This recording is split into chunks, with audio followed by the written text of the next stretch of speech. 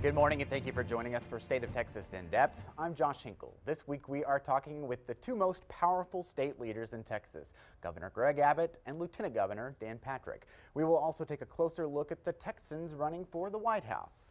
A week and a half ago, former Texas Governor Rick Perry launched his campaign, and soon after he hit the trail in Iowa, New Hampshire, and South Carolina. South Carolina, of course, is the first presidential primary in the South.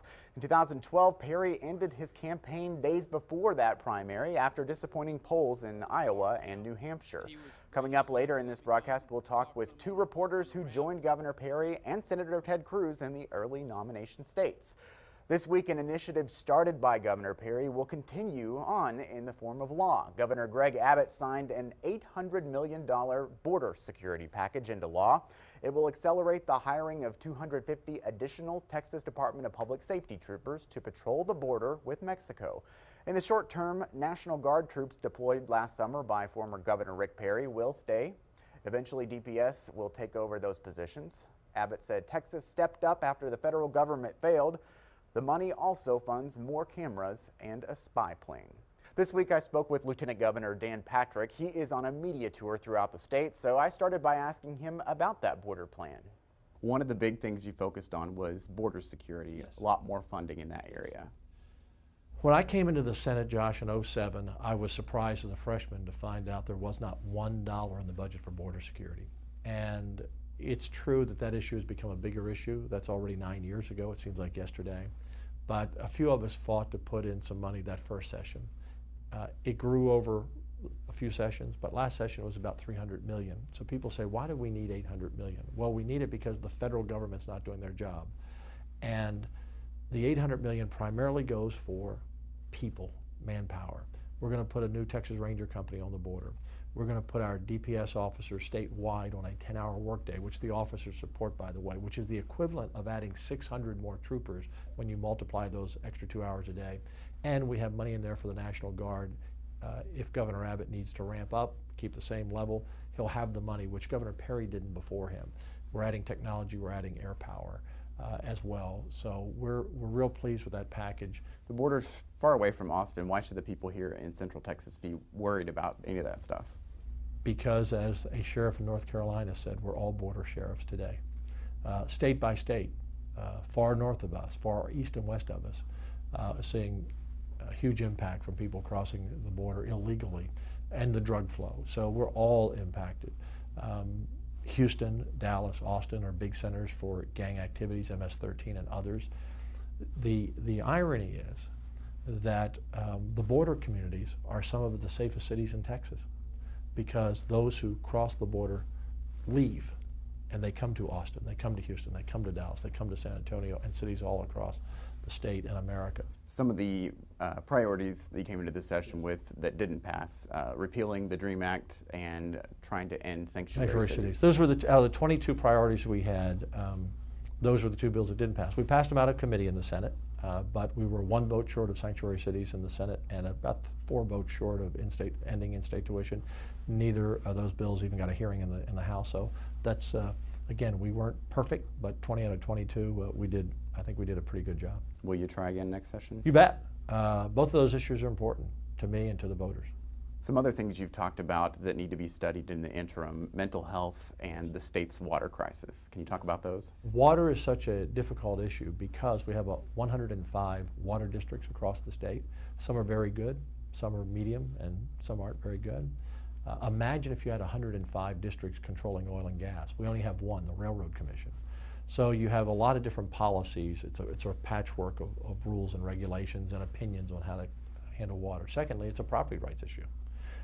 And third, water, we have plenty of water, but it's in certain parts of the state, maybe not always parts that need the water. So that's an issue that, from a political standpoint, is one of the toughest issues to deal with, because there's so many people that are impacted.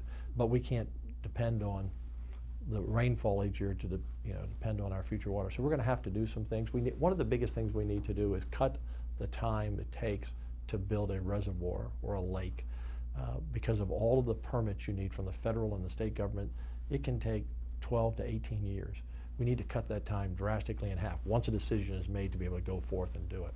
Who are you supporting in 2016?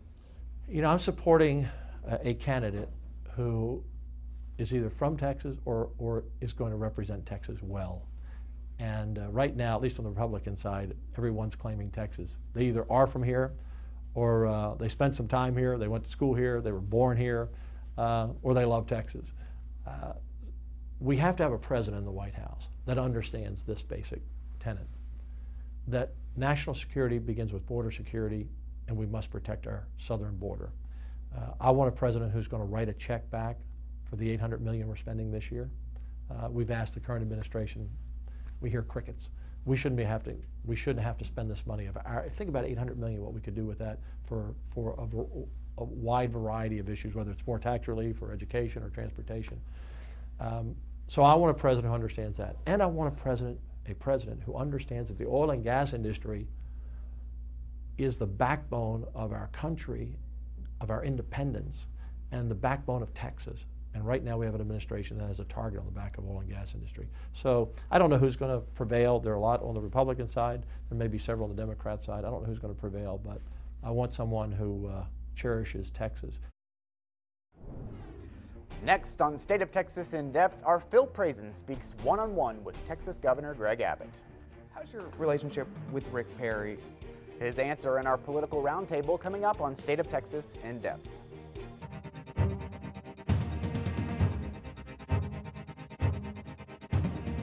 Welcome back to State of Texas in Depth. This week we are taking a look back and a look forward as the Texas legislative session ends. This week our Phil Prazen spoke with Governor Greg Abbott one-on-one. Lawmakers sent all of his priority items to his desk in some form or fashion. Some were obvious: more troops on the border, more money for roads. Other issues became issues because Governor Abbott made them a priority.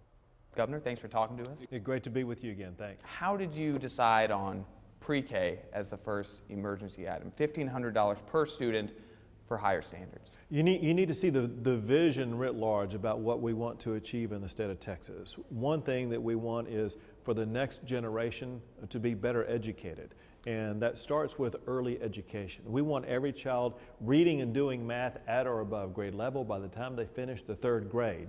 And that doesn't start in the third grade. It starts in second, first, K, and pre-K. And so we push an agenda, not only for pre-K education, but also these teacher initiatives for early education so that they would be better trained in math and reading to help their students advance even further.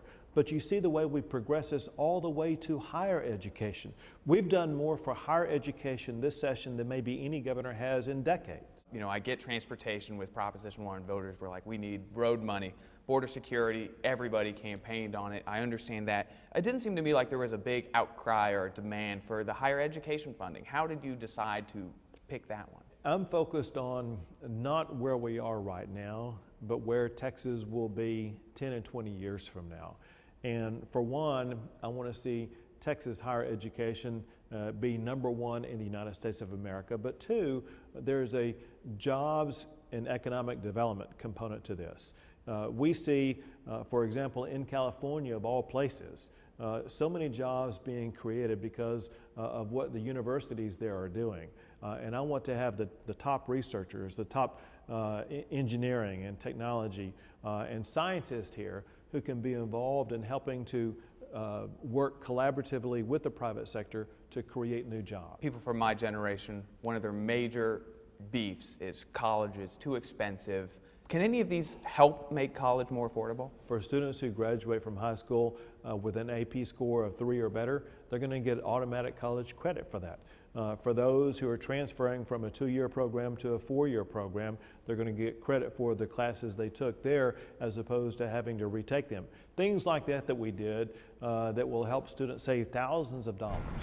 $50 million will now be used to entice out-of-state researchers and Nobel laureates to move to Texas. That goes along with $130 million for school districts who raise their pre-K standards, something Democrats supported, but some grassroots Tea Party members called it godless and socialist. Were you surprised by any of that reaction? You know, I think as people learn more about exactly what it was we were proposing and what was going on beforehand, realizing that in fact we were spending well over $1 billion in pre-K education even before this proposal, getting only mediocre results. They realized, you know what, this may turn out to be a wise investment in the end.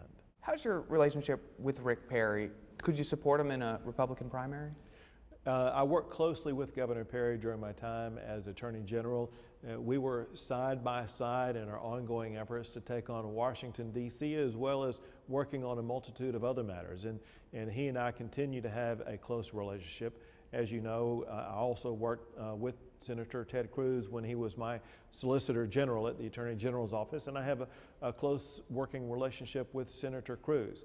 I'm also friends with some other candidates who are running for the president. So the good deal is that very likely the next president of the United States will be a personal friend of mine. Kyle Janik stepped down as the leader of the largest section of our government. How involved were you in that, and what can be done to kind of rebuild Health and Human Services? Well, I've been very involved from the beginning in this, dealing with it first from an emergency type basis, realizing about the contract situations and the need first and foremost to repair the way that contracts are done. And we did that, and we had a law passed on it that I strongly supported that will reform contracts for large agencies like HHSC. And then once we got some of the mechanics like that worked out, now we're moving into the phase of ensuring that we have the right personnel in place that can be involved in building out what the future will look like for HHSC. It's such a large agency, there's a lot that has to be done, and I think in Chris Traylor we have someone with the experience, the know-how, who can help us take it to the next level. Did you learn anything about limitations of the office, or how to work with lawmakers that you maybe didn't know before? Actually, what I learned was a confirmation of the approach that I brought into the session, and that is that it's important to empower every single person in the Capitol who is elected, whether they be a member of the House, a member of the Senate, Lieutenant Governor, Speaker, Comptroller, whomever. They got here because the people of the state of Texas put them here, and their voice matters. You can watch that full interview right now in the politics section of KXAN.com. With an eye toward 2016, our political roundtable joins us. Alana Rocha from our media partner, the Texas Tribune, and Ben Philpott from KUT News. When State of Texas In Depth returns.